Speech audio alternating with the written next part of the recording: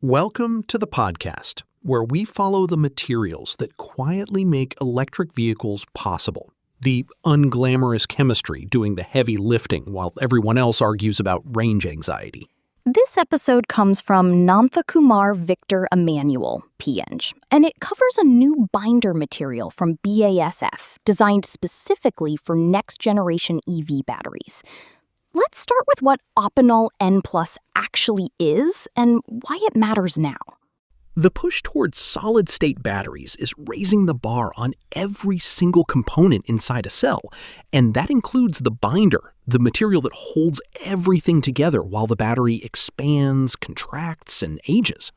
The post sets up the stakes directly. Solid-state batteries are expected to provide longer driving ranges, faster charging capabilities, and enhanced safety, increasing the performance requirements for every component within the battery system.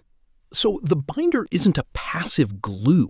It's an active structural element that has to survive thousands of charge cycles without degrading or interfering with the chemistry around it.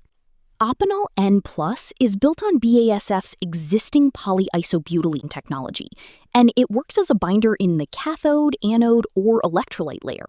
The post highlights two properties that matter most: high elasticity to absorb mechanical stress from cycling, and chemical inertness to minimize side reactions that could erode performance over time. Chemical inertness in a battery environment is harder than it sounds. You're essentially asking a material to sit quietly in an electrochemically aggressive space and do nothing except hold things together. That's a real engineering constraint. The manufacturing side is also part of the story. BASF is emphasizing consistently tight production specifications, which the post says lets battery producers reduce process variability, limit reformulation, and streamline quality control.